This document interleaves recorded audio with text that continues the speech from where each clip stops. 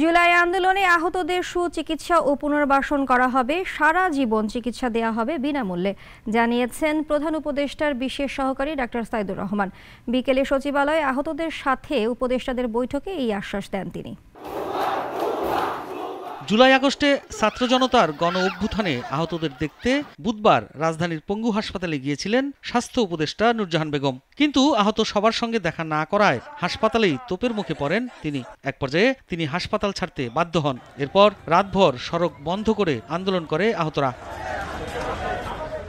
আহতদের দাবি দেওয়া নিয়ে বৃহস্পতিবার দুপুর 2টায় সচিবালয়ে আহতদের সাথে উপদেষ্টাদের বৈঠকে বসার কথা ছিল, কিন্তু বৈঠক শুরুর আগে পঙ্গু হাসপাতালে আন্দোলনকারীদের সাথে রক্তিম জুলাই নামে আহতদের একটি সংগঠনের নেতাদের বাকবিতণ্ডা শুরু হয়। আমাদের আগে তারা কিভাবে ঢুকতে পারে? আমাদের যেটা দাবি সে তারা পার্সোনাল দাবি নিয়ে বসে আছে, এটা তো কোনো আমাদের চোখে সরেন, আমাদের চোখে যারা আছে আয়শা বড় ভাই ওই জানে মরতেছে, আমরা গুলি খাই তো খালাচ্ছে আর উনি এসে বসে আমরা সে এসে সমন্বয় একজন নিজেকে সমন্বয় দাবি করে একজন প্রতিনিধি ঢুকছে, ঠিক আছে, সে আর কি আমাদের প্রতিনিধি না, সে আমাদেরকে নিয়ে কোনো ধরনের কাজও করে না।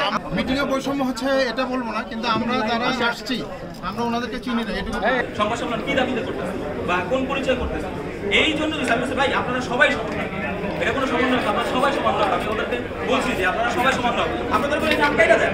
আর আজকে ওরা কাগজটা দেখতে গিয়ে মনে করছিল যে হয়তো আমরা এই পরিচয়ে আমরা কথা বলতে আসি না, এই পরিচয় আমরা কখনো এই পরিচয়ে কথা বলতে আসিনি।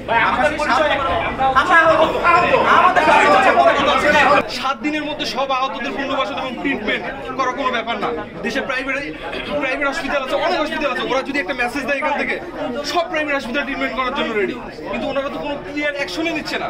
আমার কথা ফুল গভর্নমেন্টের একটা জায়গায় ফোকাস করা দরকার যে 7 দিনের মধ্যে সবার আমরা ট্রিটমেন্ট চাই। এ সময় বৈষম্য বিরোধী আন্দোলনের সমন্বয়ক সার্জিস আলম ও হাসনাত আব্দুল্লাহ তাদেরকে থামানোর চেষ্টা করেন।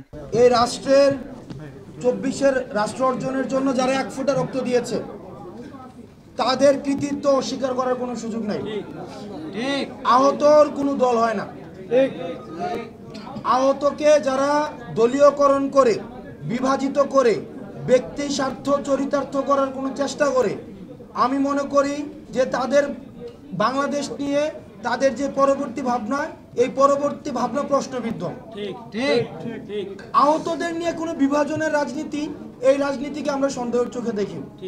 যারা আহত হয়েছে আপনারা বলছেন আপনারা 3 জন প্রতিনিধি দিবেন, 4 জন প্রতিনিধি দিবেন, কে আসবে সেটা তো আমরা বলতেছি না, কিন্তু কারা হবেন আপনারা আলোচনা করে হন। ভাই আমি তো এটা নিয়ে কোনো ধরনের কিছুই না, আপনারা আলোচনা করেন, আপনারা আলোচনা করে 4-5 জন প্রতিনিধি নেন, এটা আপনাদের সিদ্ধান্ত। এখানে কি আমি বলে দিচ্ছি যে ভাই উনি থাকতে হবে উনি থাকতে হবে, এটা আমার আলোচনার বিষয়, এটা আপনারা সিদ্ধান্ত নেন। কিন্তু আপনি যদি মনে করে থাকেন এই আলোচনায় এই আহতরা থাকতে পারবে না, এই আহতরা থাকবে, তাইলে সমস্যা।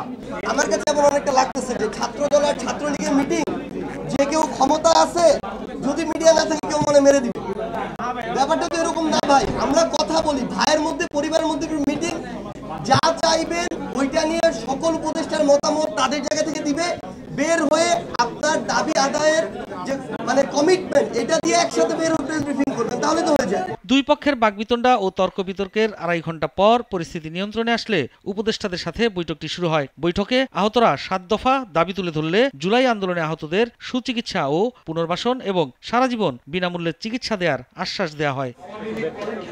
সাইফুল শাহিন, নাগরিক, ঢাকা। 50 বছরের ওয়ারেন্টি আর বাহারি ডিজাইনের মোস্তফা ইউপিভিসি ডোর, কাটিয়ে দিন নিশ্চিন্তে 50 বছর। Mostafa uPVC door, excellence with durability.